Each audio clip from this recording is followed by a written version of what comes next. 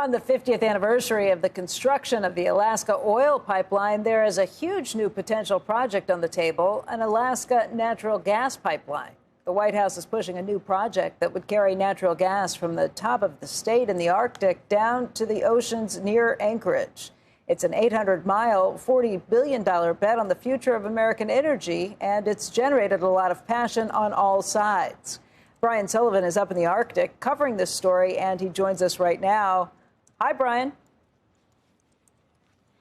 Becky, good morning. It is morning. It doesn't get dark here. It's 4:30 right now, and this is as dark as it was all night long. That's how far north we are.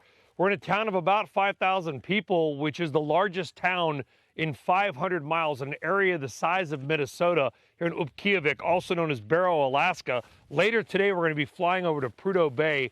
And this natural gas pipeline, I want to be clear, this is not new. This has been something that the state of Alaska has talked about for decades. It gets momentum, then it goes away. It gets momentum, then it goes away.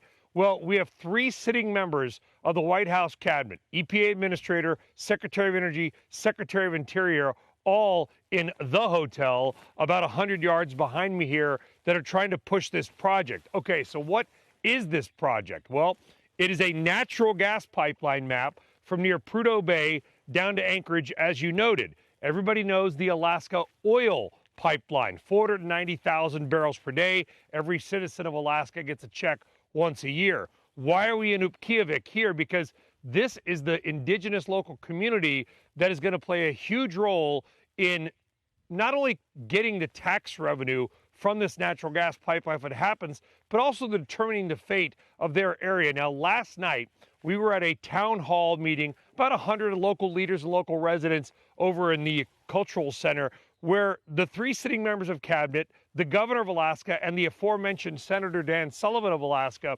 all listened to local residents' concerns about this potential pipeline because they have this frustration that the federal government will come in, kind of tell them what to do. We're going to tell you what to do on your land, and they end up kind of getting screwed, for lack of a better term, in the process. So last night, we had a chance to connect with EPA Administrator Lee Zeldin, and I asked him about this idea between balancing the growth of these abundant assets here, but also protecting the climate. And he said it's not a binary choice. Here's what he had to say.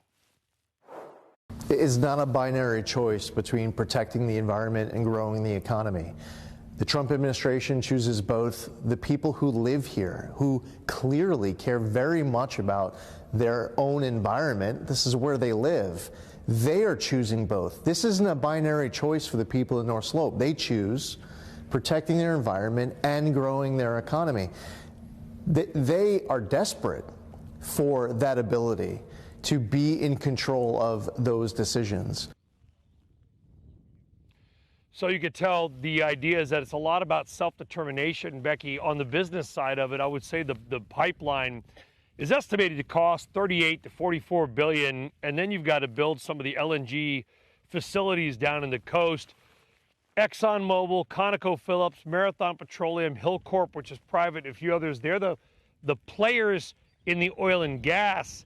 I've talked to all of them. It is unclear whether they would get behind a natural gas pipeline in terms of financially committing to it, because let's be honest, even for Alaska, the biggest state in the union, that's a lot of money. And that's the story we're going to be telling all day from here up, literally north of the Arctic Circle. Wow. Brian, that is quite a journey, quite a pronunciation. Upke.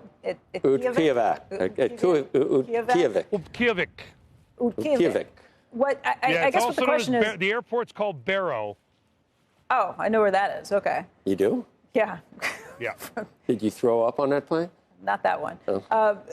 So Brian, those are customers? whaling boats, by the way. Oh wow.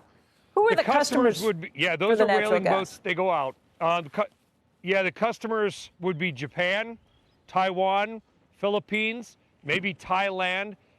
Later today, we're going to be flying over to Prudhoe Bay, about a 45-minute flight. There are no roads, by the way. Once in a while, over the ice. This is actually spring. It's 20 degrees. It's June 2nd. There'll be the ice roads for the ice road truckers. The buyers would be Asia buyers because the ship time from down at the Nikiski export terminal, again, if it's reopened and built. It is right now shut down. It was just sold to Hillcorp, which is private. If it's reopened, it's about a 7 to 9 day ship from there to Japan versus a, say, 30-day ship from Louisiana or Houston through the Panama Canal to Japan. So the idea is that this natural gas, which would be about 3.5 billion cubic feet, what does that matter? That's about one LNG shipload per day.